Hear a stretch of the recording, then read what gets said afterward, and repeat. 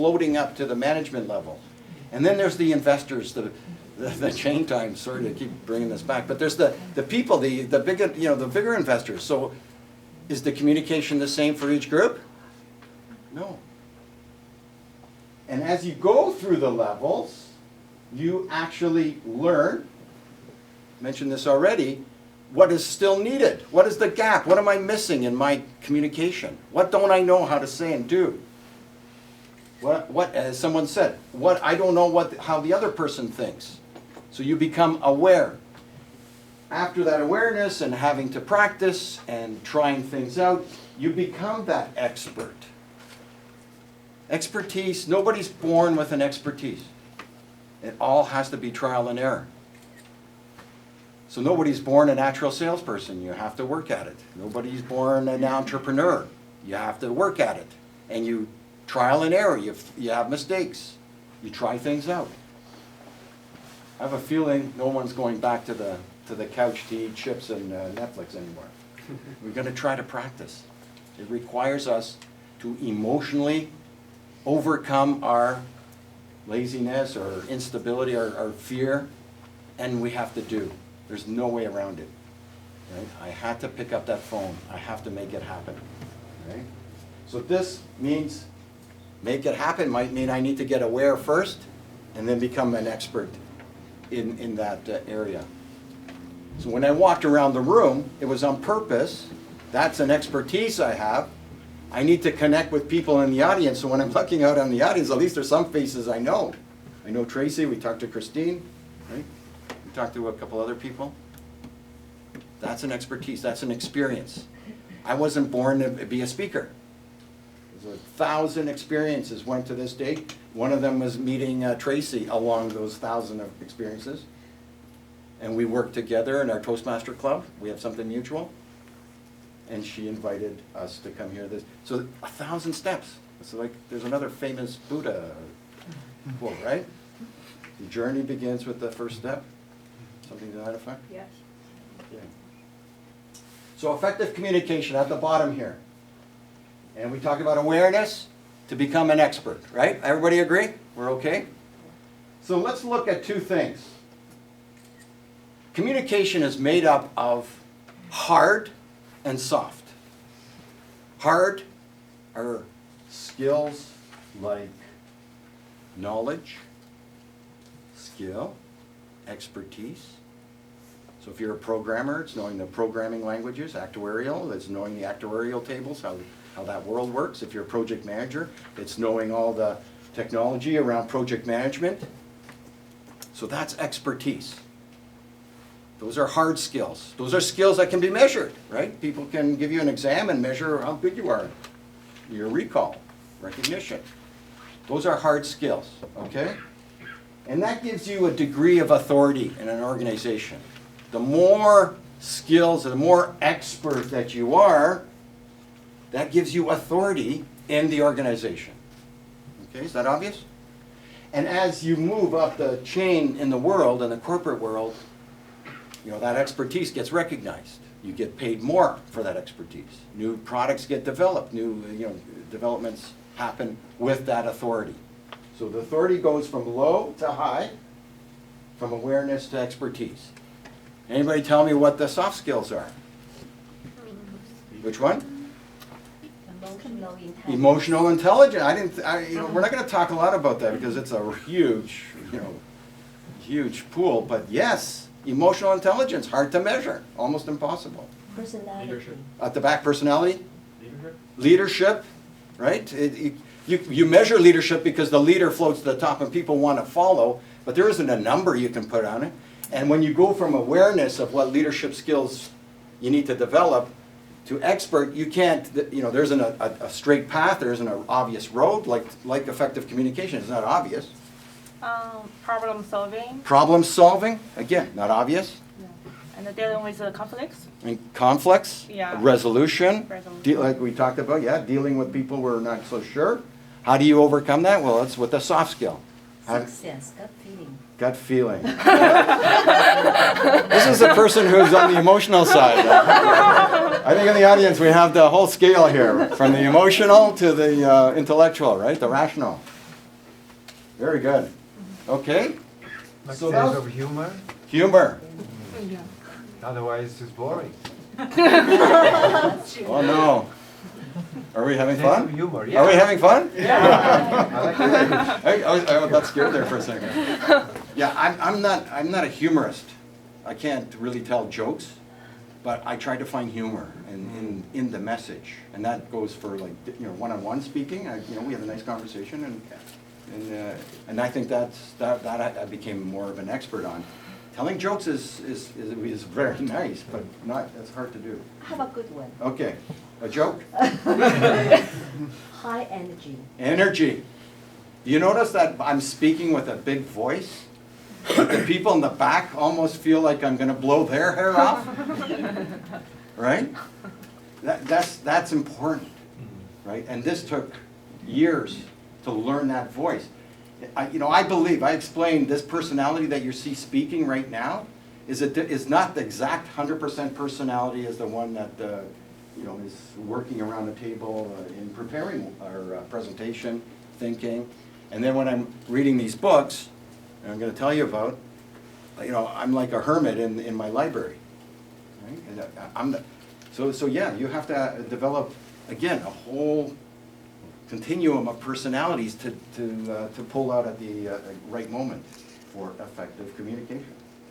Very good. Okay, we'll move on, right? So for soft skills, we said relationship. We didn't mention trust. How important do you think trust is in any kind of business? Priority. Did we forget that one? Or do we not ever think about it? Right? So we're going to find out how much does trust play in our effective communication. So hard and soft. If you start to develop this whole suite of soft skills, you will become more influential. You will learn to influence people. So my sales career, I had to learn to influence and persuade. I'm not going to go into those definitions. That's another class. You can invite me back for that. But we're just going to say that your degree of influence will increase as you learn more and more of these skills, all these wonderful skills that we talked about. Okay? So let's put this on a graph here. Let's put our degree of influence on the bottom, high to low. And it goes from low to high. And our degree of authority. And map this out. And the idea, you can see that in the beginning of our career, when we're team players, our degree of influence is low and our knowledge, our wisdom, our expertise is low too, right? And then our careers move. We gain experience in our work. We gain experience in our interaction with other people to develop these soft skills, right? And so the idea is that you start to move. Now this is obvious. There's nothing magical about this. This isn't the secret that we came here to tell you about, right? This is just a vehicle for me to communicate with you today. And so as you go up the chart of more influence, of more authority, the team leader, the manager has more of these skills, right? This is just, the question then becomes, what's at the end of the rainbow here? Expert. Expert. Expert, so expert is at the high of the authority. Okay, Leader, go ahead. CEO, Who? CEO, CEO. CEO, Is right? Like a lot of CEOs would be in this box up here, right? Or the top leaders, the Prime Minister of Canada. We don't do politics in these conversations, but the guy's he's talented, right? He's talented. I don't know about the expertise, but he's talented. He's a good communicator. Okay. CEO. It's a laughing part. Yeah, that's humor. That's It's a humor. humor. Okay, right at the back. Consultant. Consulting. Consulting. Yeah. That's very good. Because the consulting, some people say they have to be able almost to consult. Okay. Well, that's a little humor, I guess. Okay. Yes. Yeah. Like Consultants move up and they have a lot of expertise, and obviously, like sales, then they can speak as well, so they have to influence, right? Okay? Leader, right? So, manager's leader, and then up here? Right. We had a clue before, the word I'm looking for. If I keep going like this, then we haven't got the answer The yet. board. Which one? The board. The board? Yeah. Yeah, those people don't get on the board unless have a lot of authority, a lot of influence. Okay. Patrick? Boss.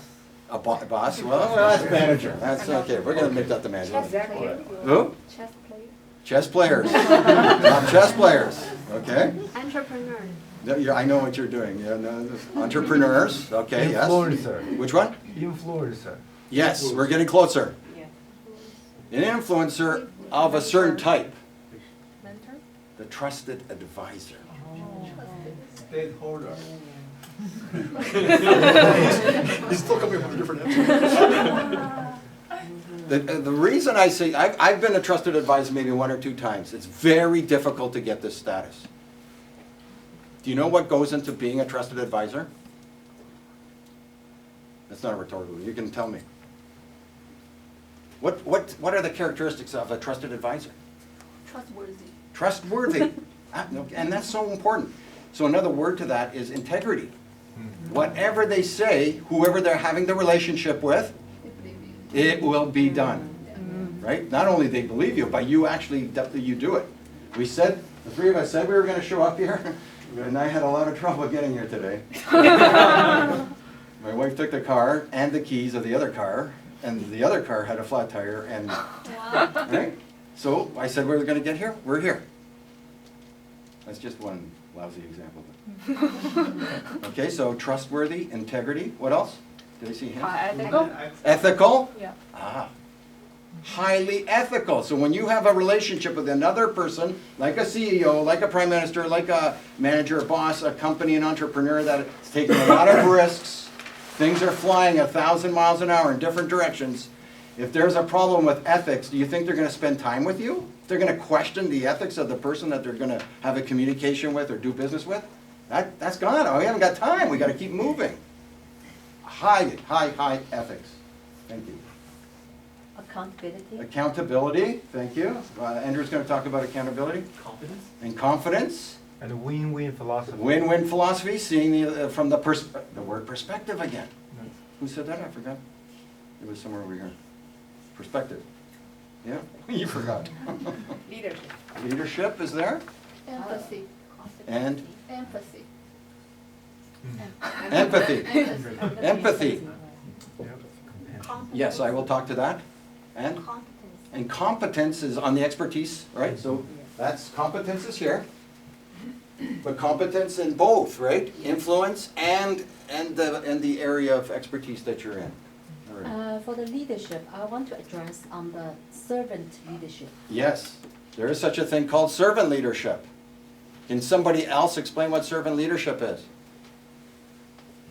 Tracy's doing it a little bit. Yeah, I actually, not I actually our board director, all servants, we leading by serving other people, we Yes. leading by example. Yes. And this is how, it's not because your position, and that's my That's right. understanding. Yes. The leadership is really not about your position, it's really about what you do. You can influence people, you can bring people together. Right. So this is something, we all servants We leaders. serve each other, actually. Yeah, we serve each We other. pay time and money, we serve you too. Yes. But the trusted It's not advisor is about, exactly the description that Tracy's saying. Yeah, Going up, over and above. Over and above. extra mile. Extra mile. Delivering something unexpected. We're going to talk a little bit more about trusted advisor because it's such an important point. This is the ultimate, right? This goes without it. You can have all these other good things that we've talked about. This is huge. You've got them. It's like a package. It's like a package that comes together. It isn't just one thing. If you start to think like this is playing three-dimensional chess, then you're probably right. It's not one thing. It's not one box, next box, next box. It's all these different things weaved together. And we're going to try to pull them apart a little bit, right? So we have Spock, if you recognize this, that slide. And doctor, right, the doctor? McCoy. Thank you. That's why we have three of us up here. And Spock is playing three-dimensional chess. And I've got my two degrees here, right? Here's the curve, can you see it? So it's hard to see the slide. And we said knowledge, expertise up here, right? Skill. Down here, attitude, confidence, all those things we talked about. You have to have the strategy and tactics in order to move up this chain and build on it, to build a relationship with the other person, right? To create that trusted status, it doesn't come immediately. You have to do the awareness and then you have to become the expert. So it's one step at a time, one step. Leadership you talked about, fantastic. Nobody said this part.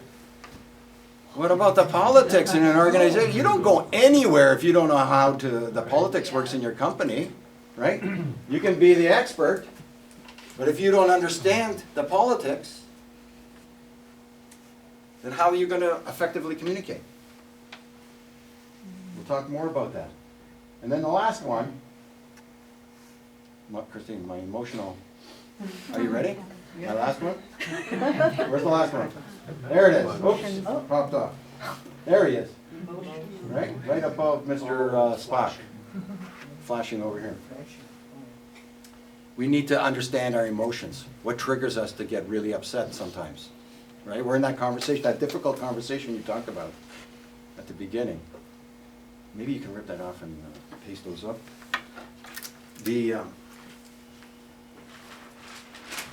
People get upset, and when they get upset, they say the wrong thing. Right? Amygdala goes up, and you're in a difficult relationship. Something twigged you, and all of a sudden, forget about effective communication. You're going to be fired for the stuff that you're coming out of your mouth and you're reacting, right? You're not thinking anymore. The strategy's gone. The tactics are gone. You're now just reacting with your heart. Right? So Spock is a great example. This is a person from another planet, not Earth. The character Spock in Star Trek, and he didn't have emotion, right? He didn't understand, and so he always asked the Earthlings, you know, what is this emotion? It gets in the way of your effective communication, effective reaching your goals, and so on. So I thought it was fun. So we'll see Spock once in a while in this presentation. All right, let's look at a technique. One of the secrets. Is anybody aware of this Johari window? Yeah. We've got one up here nodding her head. You want to take over? Just go ahead. Is that all? Just one? Nobody else? Nobody's heard of this? Great. Wow. This is an incredible technique. Again, it's not a box for how to put together a message to get to the end. It's a way of, how do I see the world? This is a perspective exercise. And it's true that we went through our career, all of us probably stumbled through our careers only to find out theoretically this is what we were doing. And so by having the theory, you can put the theory into your playbook and it will help you write what your vision is and what your strategy is. You can see it's a 2x2 table, right? Most of us look like we're university educated, so it's probably obvious. 2x2, right? So let's look at each of these tables very slowly. It's kind of complex and tricky, but it's very effective. In the world of information, huge amount of knowledge, information floating around. How do you make sense of the world? Right? How do you go looking for information? What information is important to make you important, make you more effective, make you on the path to a goal that you want to reach? That's what this is all about. And so in the first box is the information that you know about yourself, right? So if you were writing in your playbook, this is what I know. This playbook had the itinerary for our cruise, right? It's everything I know. I'm going to forget, so it's in the book. I know where to go every day. So this is everything you know. The other box, it's also known to other people. So it's public information. It's not a secret. Other people know that information. So I've told you a few things about myself already, and so it's now public. Right? You know I have a master's degree, I have a daughter from China, you know a whole bunch of things. You know I didn't speak English when I went to kindergarten. And some infinite wisdom of my mother's. Okay, but so you know things about me now, and that's information now is in this box. The next box is information. Oh, so this helps you understand this. So I can see my information. That's what this depicts, and that's why they call it the window. And other people in the world can see that information too. It's public, right? So what we put on social media is public. You want the world to know? They're going to know. They're going to do that research. All right, so far?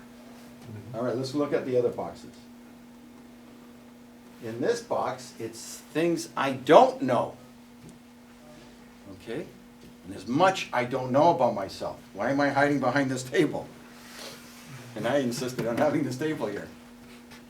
All right, on and on and on. Things I don't know about myself, but other people can see in me. Right? Other people are observing my actions, my behaviors, my communication, my career path, my ability to be successful in the corporation. Right? I was recognized for sales, like we would have meetings every month. And the salespeople, who sold the most or had a special technique would be recognized. So over my career, I was recognized at different times. And I would think I'm just doing my job every day, but management recognized that, and so they knew something, or they had criteria that they were measuring people by that I didn't know what those criteria were. We don't know what other people are measuring or seeing. We don't know their perspective. Right? So there's information they have about us that we don't know. Now here's a question. Is that information useful to you? Yeah, very. Could be. Why? Because that's the blind spot. Oh my gosh, that's what it's called. Well, I better put it. There it is. Did you see this before? No. Wow. So can you see the blind spot? There's a yellow symbol.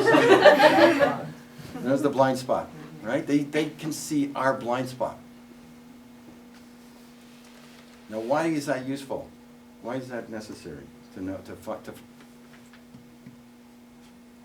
And you can address your weakness. What do you have to do first? Understanding ourselves. Extend yourself? Self-awareness. Self-awareness? I didn't catch it exactly. Understand yourself? But how do you do it? You can ask for feedback so you can see what people You do open have yourself perspective. to Open your, not yet. But the feedback. Feedback. Okay, feedback. We're going to talk about that in a second. It's feedback. So we all know, so when we go to network and so on, everybody's going to be going, so what do you see about me that I don't know? What is it, right? You have to elicit feedback. And having this conversation, we had a beautiful conversation before this started. We were just, exchanging information. I asked, what do you do? I had to probe, right? I didn't understand. And I was getting more and more information. I found out, project management in the actuarial world, right? First of all, I'm in the actuarial world, and I thought maybe he's an actuarial.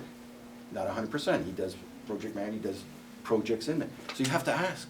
You have to solicit through questions and get feedback, right? Good. There's the blind spot. Thank you. So the other people have a window into the blind spot, into the information about me. But I do not. I can't see it. And the only way I can get it is if somebody else tells me. All right? That's fine? Now, in the bottom square, it's what's known to myself, but not known to others. And this goes to your comment now about, I know everybody's not going to catch the star, because I just made that one up. It's hidden. It's information I know about myself that I'm not sharing with other people. What's a good example of that? personal life. You can share. Usually I would run with the comment that someone makes, right? Because it's good, like the audience is participating and they want, but I don't want to know about your personal. We could take that offline, right? Or can you make another comment? No? Go ahead. Your dream. Dreams, yes, yes, yeah. So the things that, nobody needs to read your playbook. You can put a ton of things in this playbook that nobody needs to know about, and then you disclose them as you need them. Okay, one more here. Somebody here? I'm thinking the hidden area is that maybe your future career path for the employee, but the manager wants to know. Right, yes. You maybe not want to tell everybody around you because it would be competitive. So this gets me to the idea of negotiation. You don't put everything on the table in negotiations. When you step into negotiations, there's a lot of things that everybody knows. Both sides know.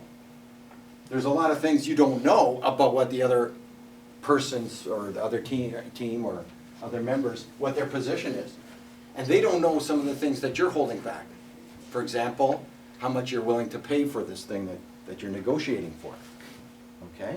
So you can see some of the value of this already appearing. Because when you step into an unknown situation, or you're dealing with somebody who's difficult, then this starts to help you flesh out what is the perspective of, what's the playing field here? What's the sandbox? Right? And how do I play this chess game? What are the rules? What are the pieces? Whatever the metaphor is that you want to use. Okay, is everybody still here? No questions? Let's go to, what is this? Threat? The which? Threat. No, the black. No. This one here. No one I knows. mean, What does this box mean? You don't know what you don't know. The others don't know what What you they don't know. know. But I know I have something I don't know. Spoken like a true, logical, rational, right? Just read the squares. Okay, so we were talking about information. There's more information in the world. And we don't know, and the other people don't know, using all these words, about that information. So for example, when you're coming up with a new product, and I'm going to stop plugging this company, right? I don't even know, I've heard of it. I know there's another currency going on, and that's all I know. I don't know. It's completely unknown to me. And now somebody's offering me a job, an opportunity to get hired. I have no idea. Is that a good opportunity or a bad opportunity? It's unknown. It requires further information, right, to make it useful. So I don't know this offer that we heard this afternoon. Now I know that there's an offer. It's come into the open, right? Now there's an offer on the table. There's a job available at Chain Time. Right? I need to do some research. Is it for me?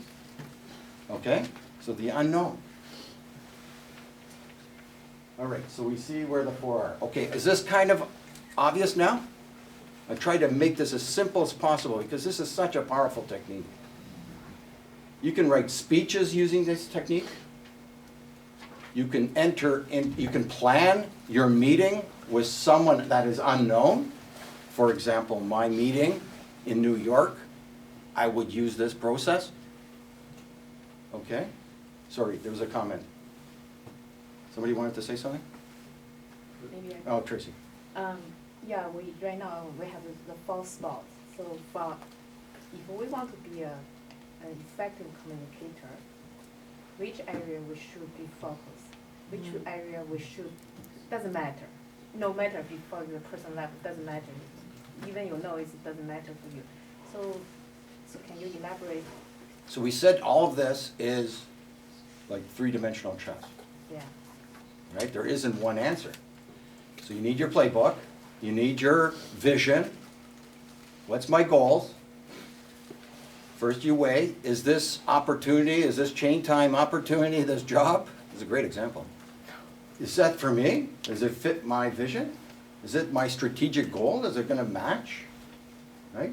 So this helps you define your priorities in life. So because there's millions of opportunities in the world.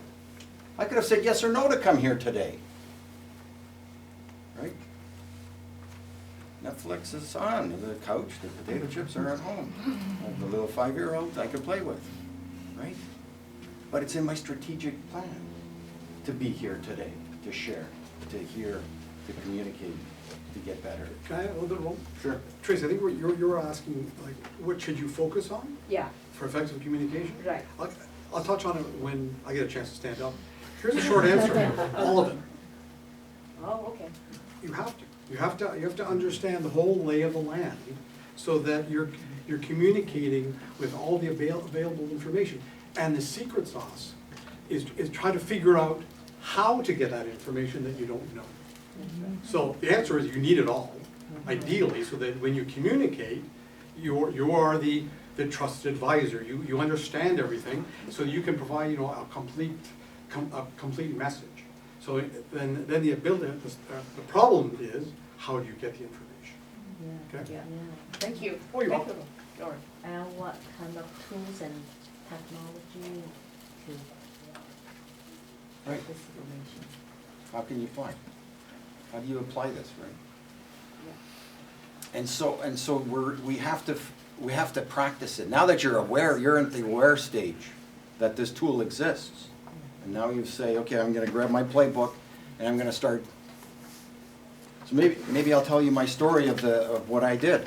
I had to prepare something to go to this New York trip. I found out that this is a CIO. Nobody in my contact list reported to the fellow, so there's nobody I could phone. I knew people like 5 down, 6 down. That's who I interacted with. So what I did is to say, what would he be interested? Right, to Tracy's point. What would an executive who's invited me, I don't know exactly what he wants. And the email was talking about security software that we're adding to our existing licenses of this software that sits on everybody's computer. So I kind of said, hey, we got this new thing in security, very general. And I'm thinking, like, is this CIO interested in security software? It doesn't make sense. Like, people at the levels that I'm dealing with, they're the ones that talk to me about that, not so it's either I'm in real trouble, or he wants to throw all our, something really serious. All the equipment's gonna go out, or like all our software. So I said to myself, I gotta go in and try to have a conversation in this square, right? And I need to do something together with them in this square. So let me show you how that kind of works. So I could disclose something about our company to him, but I'm not sure what to disclose. To disclose, I need to tell, right? So I'm not sure what to tell. I'm uncertain. I'm going to get to the idea. I need, and someone mentioned this, the feedback. So I need to have some questions that I'm going to ask this person, but I have half an hour. You have half an hour. The door opens exactly on the half hour. The previous salesperson gets kicked out, and they're still talking, by the way, and packing their briefcase as they're walking up the door, because the door just opens, and they're asked to leave, because every salesperson or everybody invited to these meetings gets half hour, and I think this executive dedicates 1 day a week or 4 hours, right, to talk, and he's looking at different issues, obviously. But you have half an hour. Like, it starts, and the door opens, the administrator opens the door, and he actually stands up and you're escorted out. So it has to be tell in half an hour. And ask has to happen. Here's another technique that you have to develop. Active listening to get this feedback. Do the people here just volunteer the information? So what is active listening? Repeat what you have listened and then summarize what you have listened. Ask Okay. questions. Sometimes. Very Like good. what's happening So, right so, now. so let me repeat that. You listen, you paraphrase, repeat what you heard, and you confirm that what you've said is what the person intended. I do that sometimes with you, right? In our conversation. It's like an interaction. Interaction. Yeah. So it's not one way just listening or pretending you're listening. Go ahead. Ask smart questions. Right? That's very good. Focus. You know, just a second. So smart, like, you know what smart what does smart imply? Well, smart means like you extract the important information from the speaker. Okay, You don't just rephrase what he or she just said. right. But you actually like make them think. Yes, Make them think, and then like get the conversation interactive, and then build good relationships from there. beautiful, right? You're describing the trusted advisor. Right? It's a expertise, skill set that the trusted advisor has. Exactly those things. Asking the kinds of things, not only for the person who has a visibility into you to give you the information, and we're going to see this in a second, but asking questions of things that possibly they're still not aware of in the unknown. You're asking questions that they may or may not know the answer to, which is you need to know about yourself. But in the process, because you're a trusted advisor, you're creating the opportunity to hear and help the other person discover things about themselves in the unknown, which in turn allows you to learn something about the unknown. Very smart. Do you see that? We're going to talk about this some more. If you don't get it yet, it's okay. We're going to talk about this some more. Tracy? I think active listening also, you have to listen some, when they say underline meaning, you need to understand. They may didn't speak out, but they mean that. That one you need to fully understand.